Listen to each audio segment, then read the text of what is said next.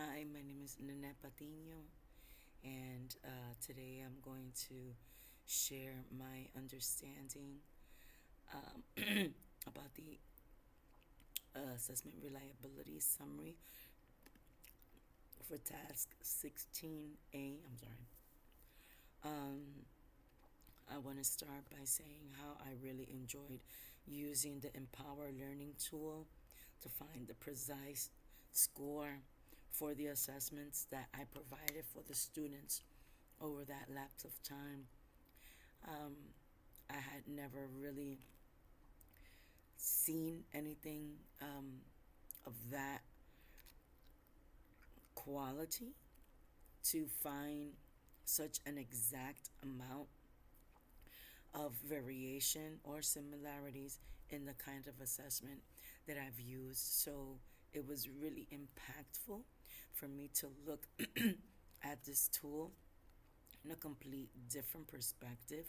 And I just want to preface that I shared with other colleagues um, this tool and how I was using it to analyze the validity of the reliability of the assessments that I actually give the students. So I was really excited about it.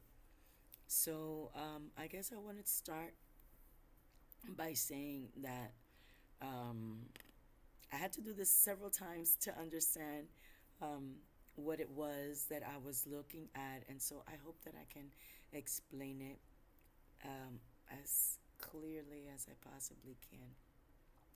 So I noticed that a lot of my students were on a 2 for the final assessment summative score, and I understand that that is below the um, grade level expectation. However, I do want to say that the students were working um, consistently. They were understanding the content that we were doing in each of these assessments to their best ability, understanding that the students that I have are English language learners and they are at different language levels, and the production of their language and their writing and comprehension varies. And we can see that in the assessment scores that were recorded here on this summary. I do have a student who is an IEP student, and I have a student who has a lot of difficulty with learning at this point in her academic uh, environment at this point, and so I'm working on that with her on improving her language as well as her content understanding. But I say that because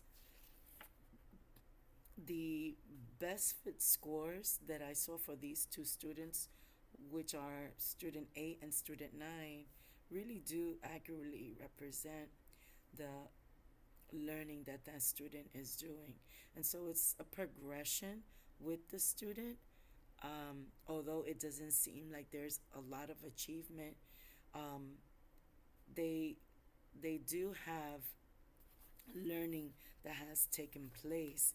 And so in terms of the assessments, um,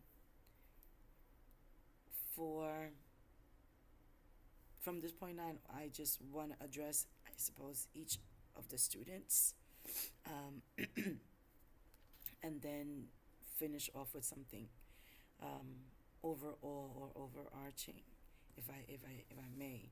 So my first student uh, had a best fit score of 192, and then her final summative score was a 2.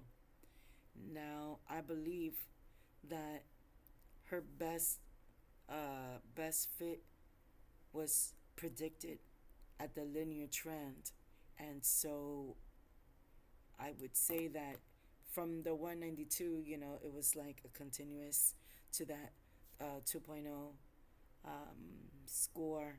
So it wasn't that big of an increase between that best fit and the final score, but um, that student needed prompting and support in order to be able to achieve that assessment, and so that assessment goal. And so I think that that final score is actually reflecting what the student is learning. Excuse me. Yeah. Sorry. And so along with the current linear trend also predicted that there would be some steady growth for student one, and so at 1.92 and then a 2 for the summative, then I can see where um, that information clearly is uh, reliable in terms of that students' understanding based on the assessment. Then I'm looking at student 2.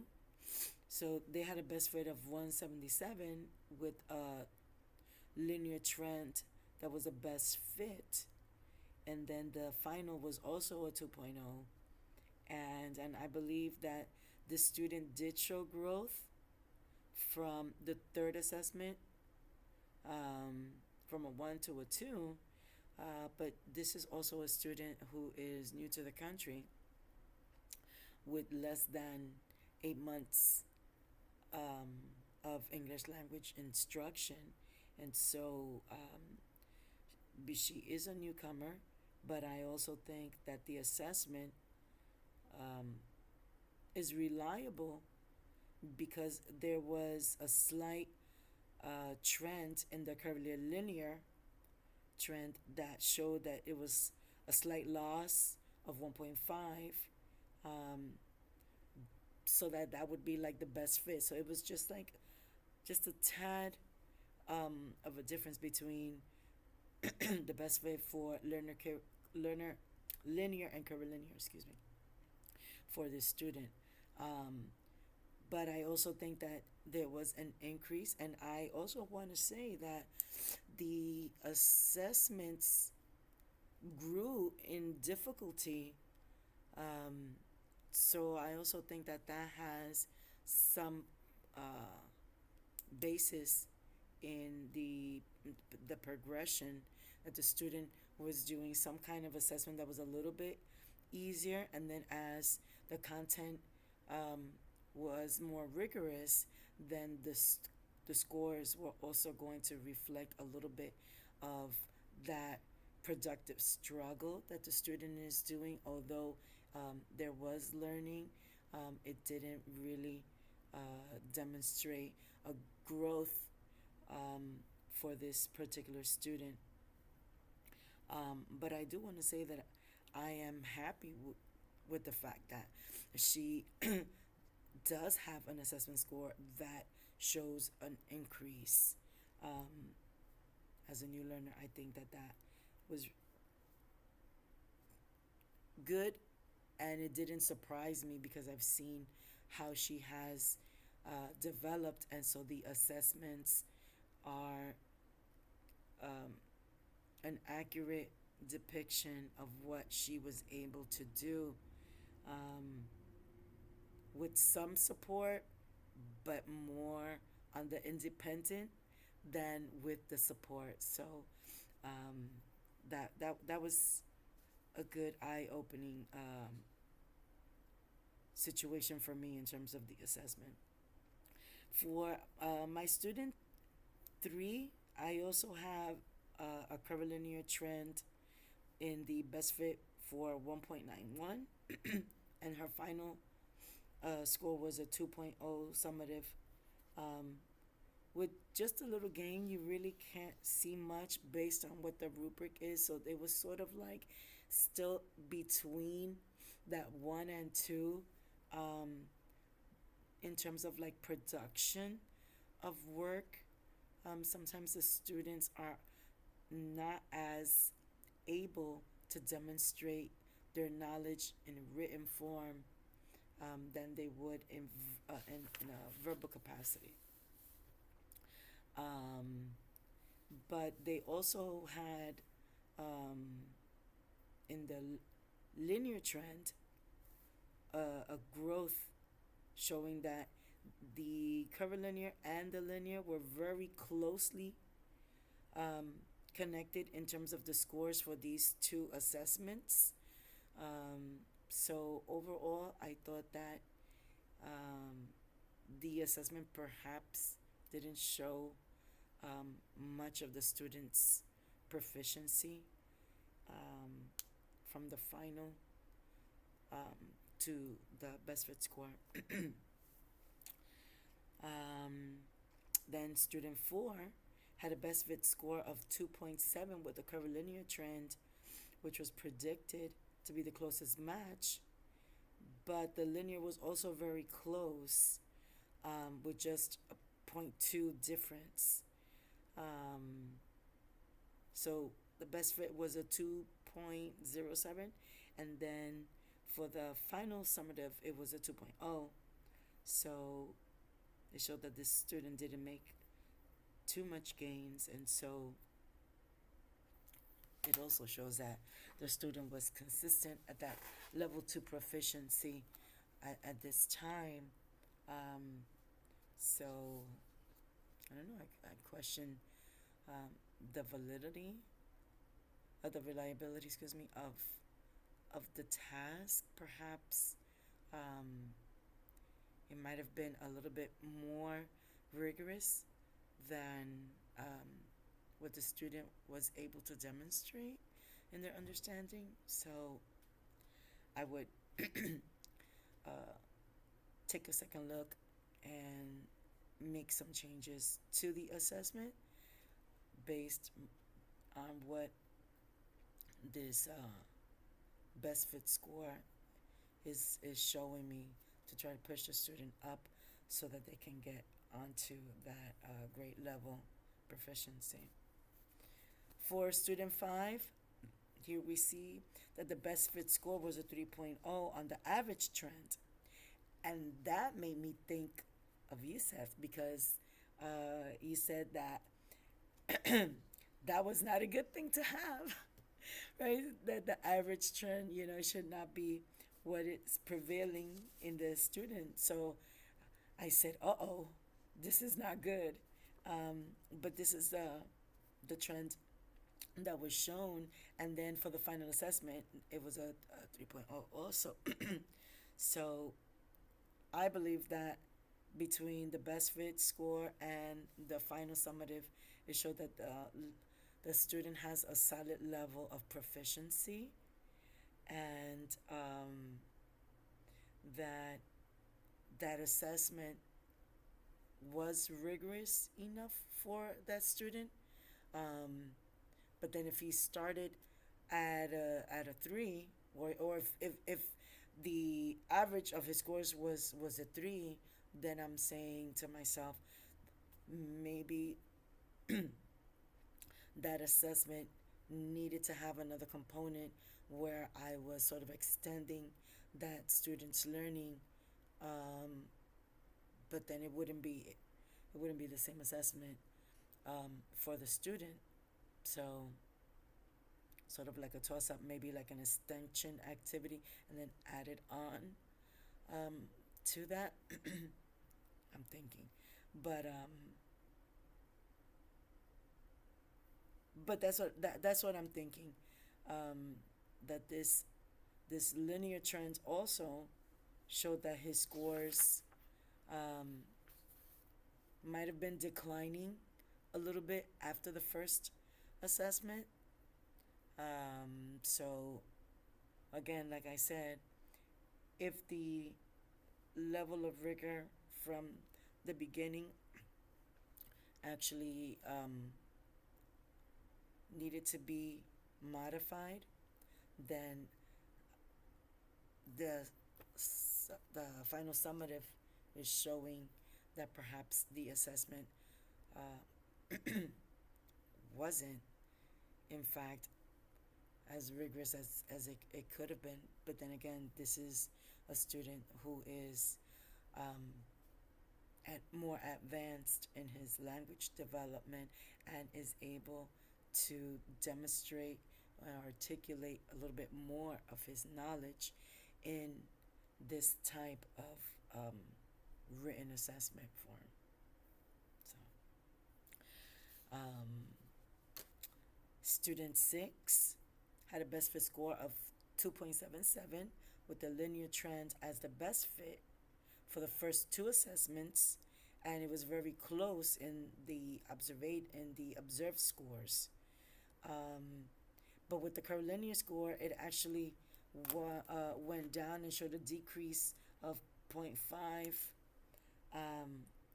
which I actually thought was a little bit different for this student. But I think that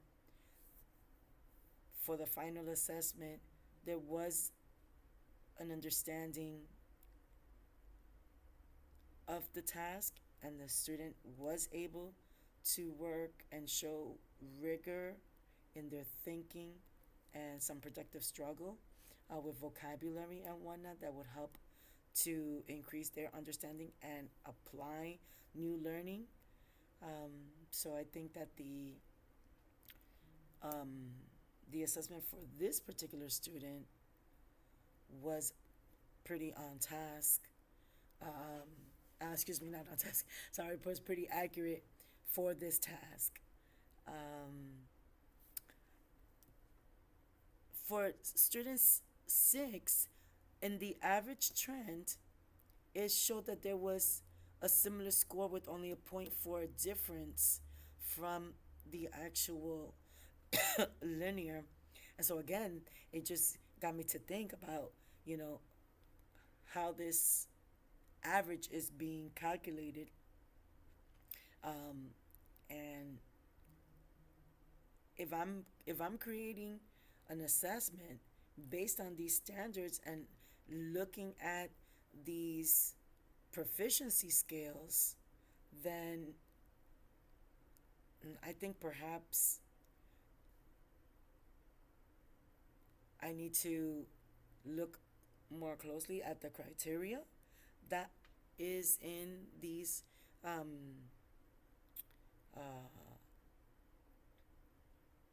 proficiency scales, look at the language, and maybe even make some modifications to them that I didn't touch. I didn't touch absolutely any of the upper the ELP standards. The students were scored based on what those standards say, and I didn't make any modifications on the actual scales. So, whatever the student received in terms of what he produced or he or she produced is how they were scored. But it just makes me think about, again, the assessment. How how is the assessment fitting the students, right? So it's like one general assessment, but there's so many levels of student understanding, student language, student comprehension, that perhaps that's the reason why, some of them are a little bit low, and so that modification of the assessment need to be revamped for future use. So I hope that makes sense. I'm trying to analyze it for myself. Um, Student 7 had a best fit score of 2.13 with a linear trend that was the best fit score, and it was very close to the observed score too. And then the final score, the summative score was 2.0, so they actually went down, right? So that summative score was lower, 2.5 from from the two. Um, but it also shows me that the student is a solid two in terms of their understanding of um, of the standards and the task that they had to perform. Um, and Student 7 also had a curvilinear trend that showed that there was a decrease from the linear, um, but it was still in the range of the observed scores. So, unfortunately, with the average score, um, Student 7 didn't show much growth in what they were able to learn or to demonstrate their learning. And again, yeah, it was consistent. The students consistently at this level to proficiency um, for most of the assessments that they did. Now with student 8, the best fit score was 110. Excuse me. With the curvilinear trend, which I thought was peculiar because this student is a student with an IEP, and what astounded me was that all three of the trends showed the same score. I said, "Uh oh, I think I'm in big trouble here." So it showed that the student had no growth, um, but that was to be expected because this student is not reading. Um, he needs additional scaffolds for everything that he does based on his IPs. And his final cumulative summative score was also a 1. So I think that if I would give him that assessment now, because that was a couple of months ago already, perhaps he might be able to show me a higher final score because he is now doing a little bit more reading, identifying some sight words. So maybe that would have contributed to a deeper understanding and then a more clear product for the assessment score. But I think for the student too, um, the assessment, although it was written,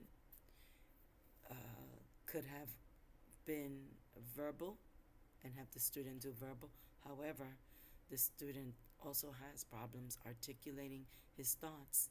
So then thinking maybe verbal or written, maybe it would have been similar. I don't know. But perhaps now, if I were to give the assessment, it would have a different outcome. Let's see.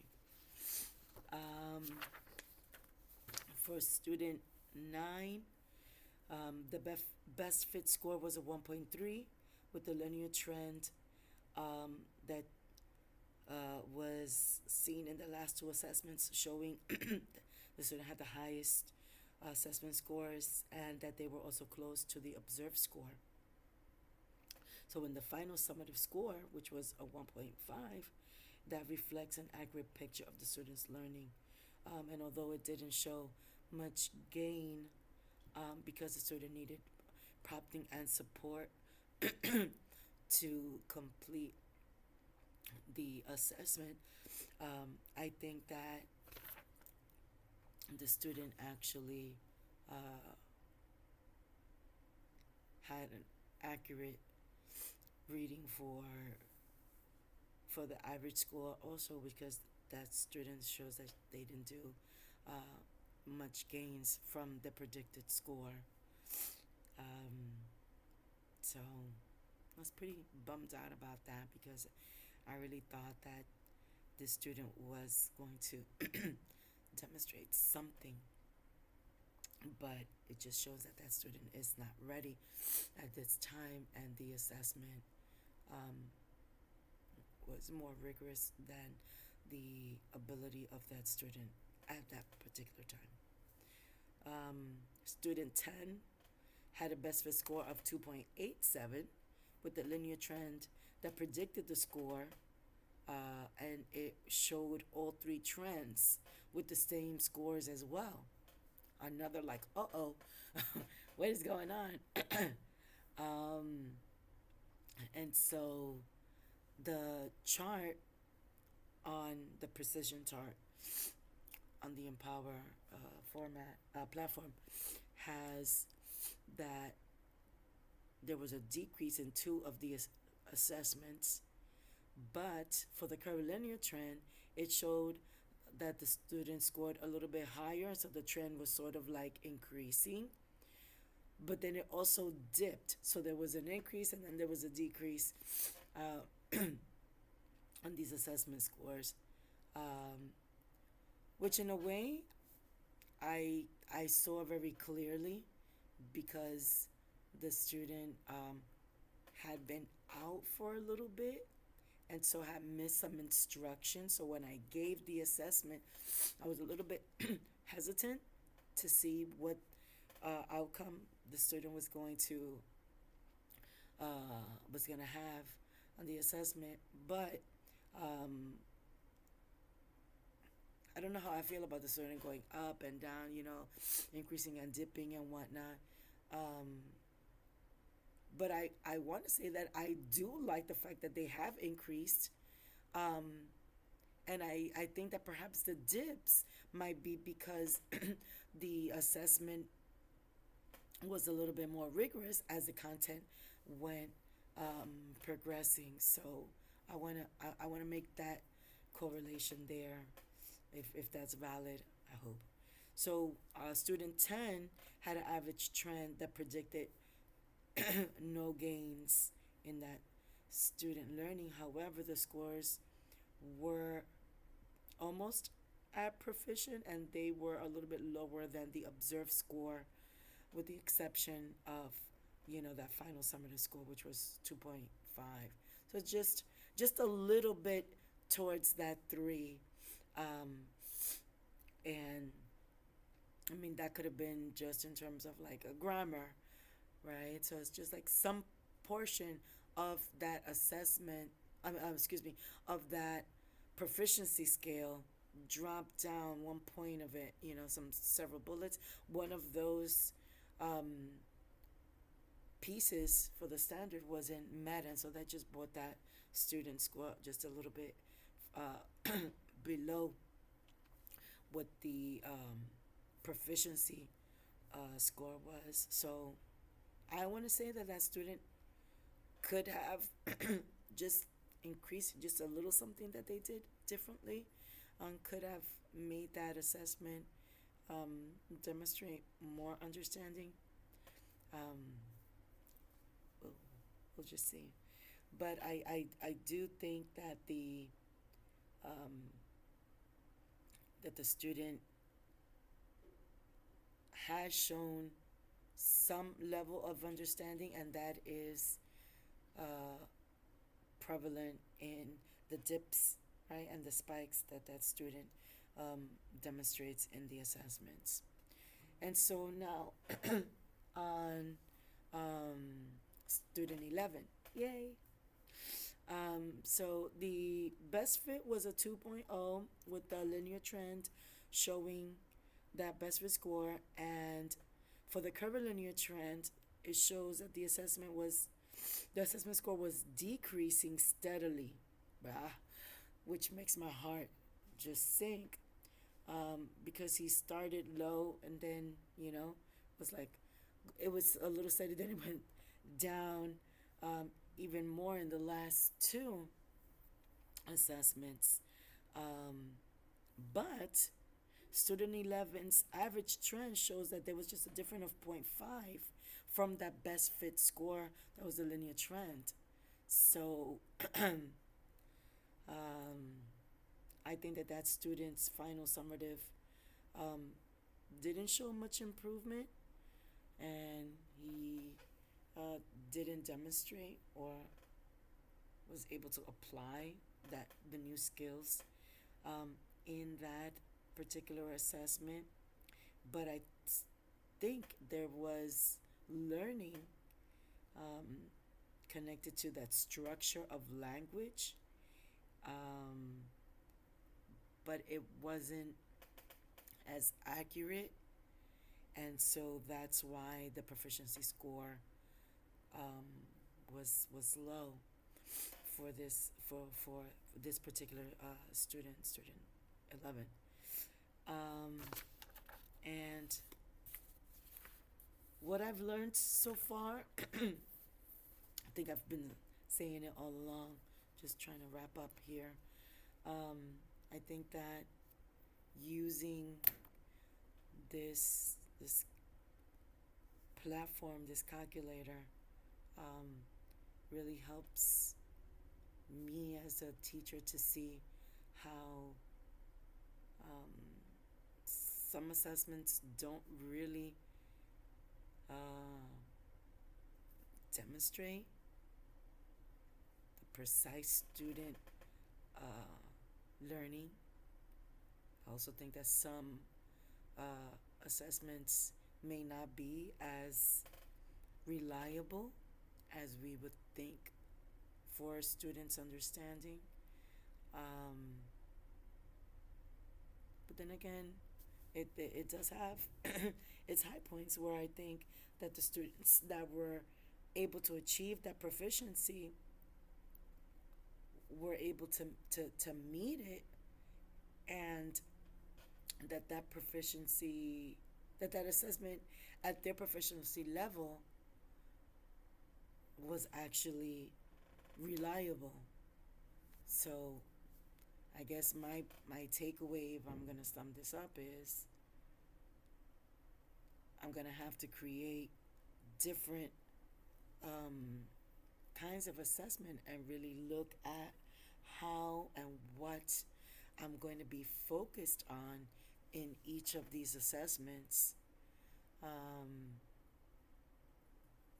particularly when I'm going to do my standardized assessment compared to what they've done, and this assessment from the beginning to the end with the standardized, and if these assessments that the students have taken in the interim do show an accurate example of the student learning. So I'll leave you with that.